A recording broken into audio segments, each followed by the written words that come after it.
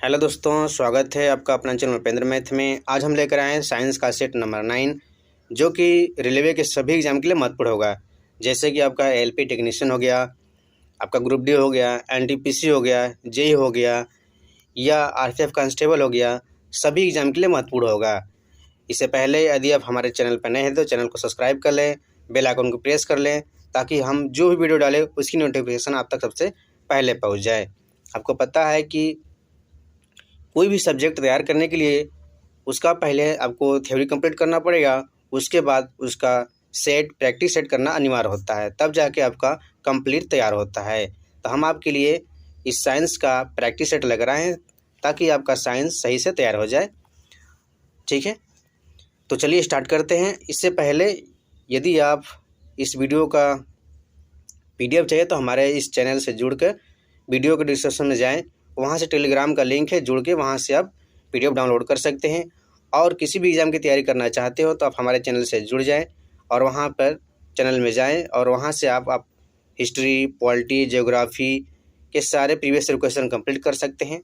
तो चलिए स्टार्ट करते हैं, और आप साथ में पेन और कापी लेकर बैठिए ताकि आप सही कर पाएँ। कितना सही किया, कितना गलत किया, वो आप नोट करते रहिएगा और लास्ट में हमें कमेंट सेक्शन में कमेंट करके ज़रूर बताइएगा। तो चलिए स्टार्ट करते हैं। आज का पहला क्वेश्चन, गैलन समानता डैश में इस्तेमाल किया जाता है। ऑप्शन ए है गति के लिए, बी है एक कंटेनर के लिए, सी है आयतन की माप के रूप में, और डी है कंटेनरों को बैरल के संदर्भ में व्यक्त करने के लिए। तो इस प्रश्न का उत्तर हो जाएगा ऑप्शन सी, आयतन के माप के रूप में। ठीक है, इसे याद रखिएगा क्योंकि बार बार पूछा जाता है। एक गैलन बराबर होता है आपका 3.875 लीटर, इसे याद रखिएगा। अगला प्रश्न है,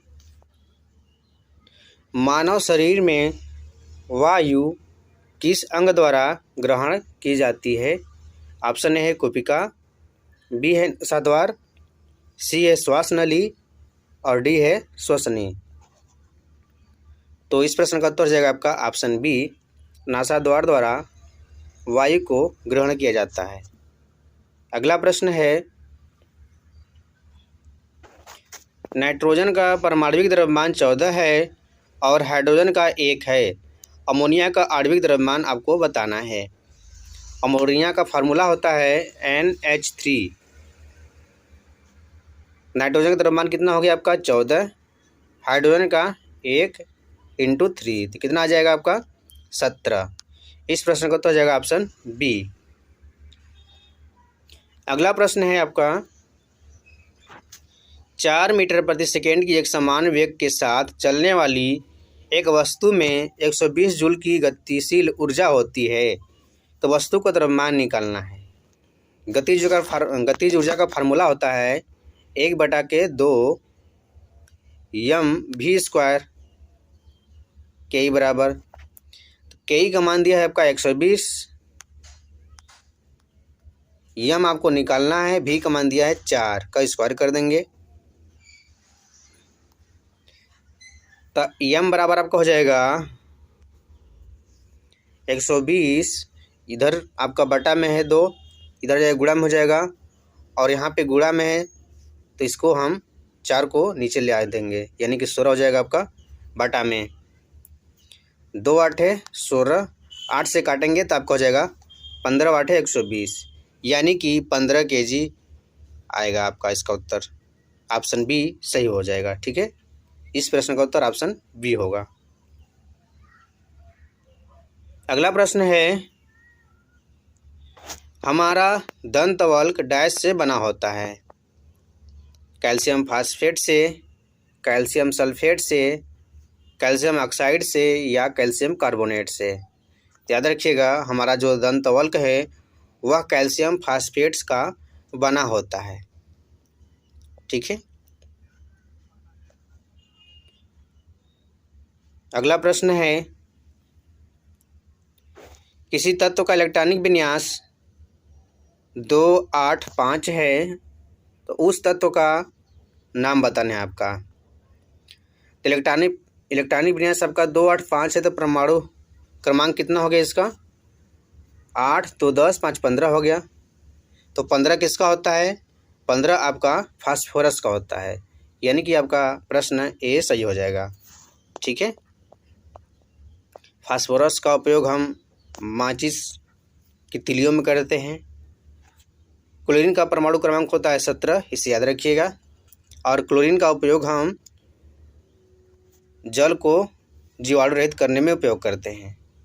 मैग्नीशियम का परमाणु क्रमांक 12 होता है, यह आपका सबसे अधिक क्रियाशील तत्व है।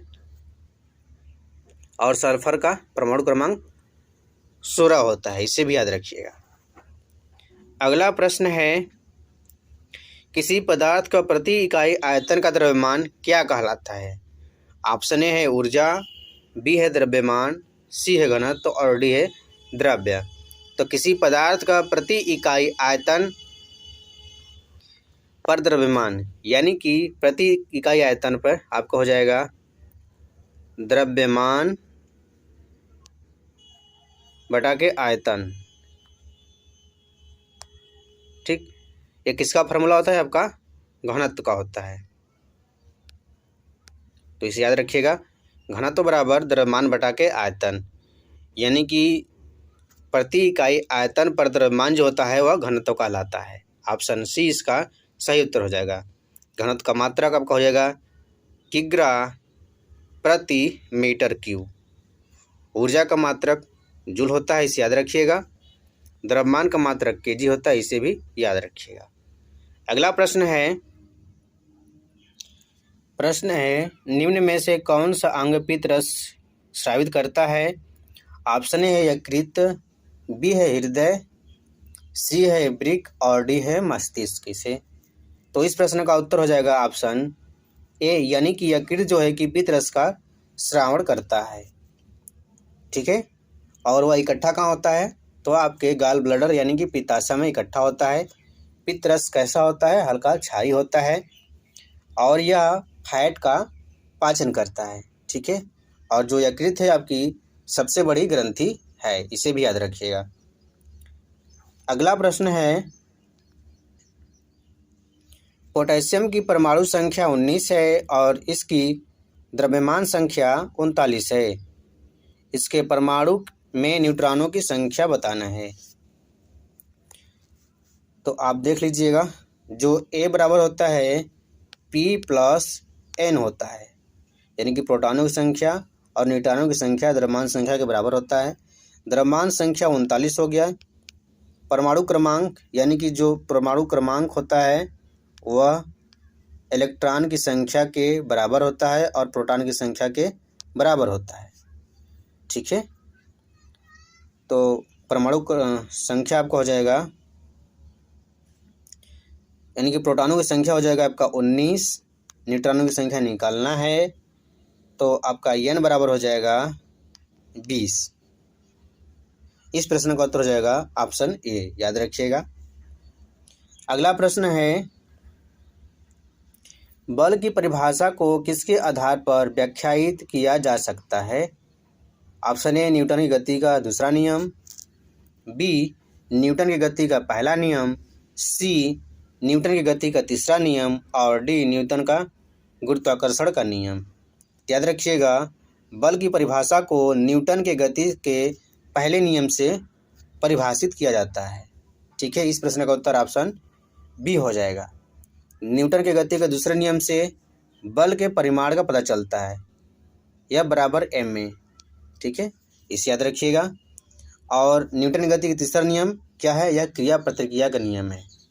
ठीक है, इसे भी याद रखिएगा। अगला प्रश्न है, निम्न में से किसकी श्वसन दर सबसे तीव्र यानी कि तेज होती है? ऑप्शन ए मनुष्य का, बी मछली का और सी हाथी का, डी कबूतर का। तो याद रखिएगा, श्वसन दर मछली का सबसे तेज होता है, यानी कि बी सही उत्तर हो जाएगा। मनुष्य में आपका 12 से 15 बार होता है प्रति मिनट और हाथी में 2 से 8 बार होता है प्रति मिनट और कबूतर में 20 से 25 बार होता है प्रति मिनट। इसे याद रखिएगा। प्रश्न है आपका, निम्न में से किस अणु में केवल एकल बंध होते हैं? ऑप्शन ए है कार्बन डाइऑक्साइड, बी है ऑक्सीजन, सी है मीथेन और डी है नाइट्रोजन। तो हम सबको देख लेते हैं। कार्बन डाइऑक्साइड यानी कि आपका हो गया सी, और ऑक्सीजन इधर हो गया। कार्बन के बाह्य कोश में 4 इलेक्ट्रॉन होता है, ठीक है,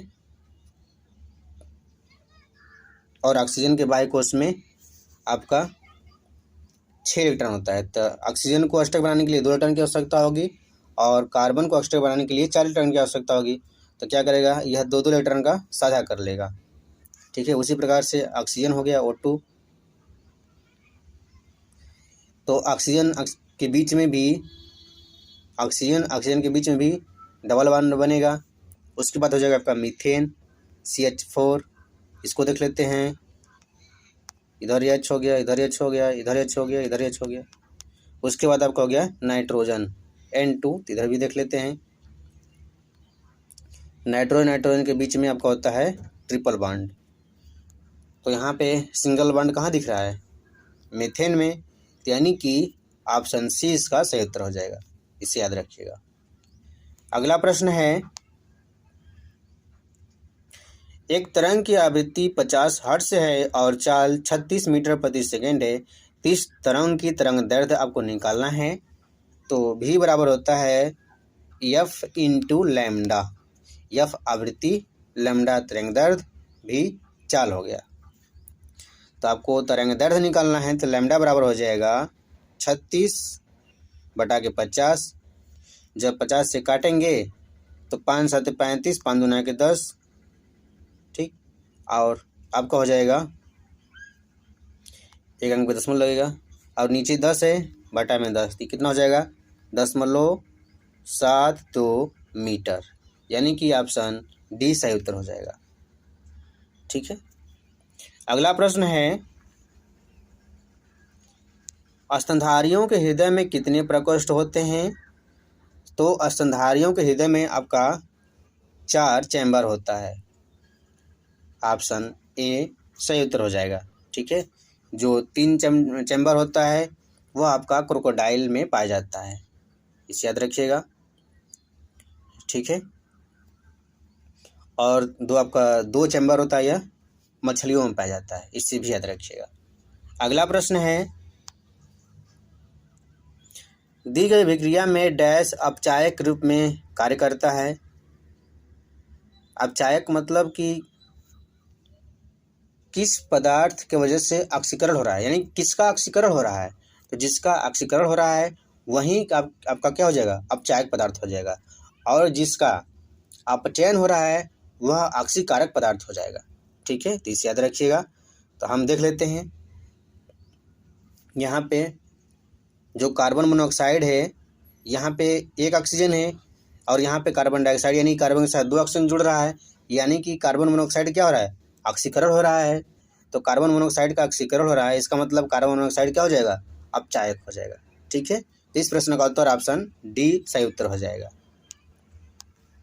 अगला प्रश्न है, जब प्रकाश विरल माध्यम से सघन माध्यम में प्रवेश करता है, तो अब हम देख लेते हैं। जैसे आपका यह हो गया तल, ऊपर हो गया आपका विरल माध्यम और नीचे हो गया आपका सघन माध्यम। जब प्रकाश विरल माध्यम से सघन माध्यम में प्रवेश करता है तो वह अभिलंब की तरफ झुक जाता है और प्रकाश की गति कम हो जाती है, ठीक है। तो इसकी गति कम हो जाती है, यानी कि ऑप्शन सी इसका सही उत्तर हो जाएगा, ठीक है, इसे याद रखिएगा। अगला प्रश्न है, इनमें से कौन सा धातुओं की अभिक्रियाशीलता के आधार पर सही अवरोही क्रम है। अवरोही क्रम मतलब घटते क्रम। तो सबसे ज़्यादा किसका होता है, तो सबसे ज़्यादा आपका जो दिया है इसमें कैल्शियम का होता है, उसके बाद एल्युमिनियम का, फिर कॉपर का, फिर आपका पारा का होता है। तो इस प्रश्न का उत्तर ऑप्शन सी हो जाएगा, ठीक है। अगला प्रश्न है,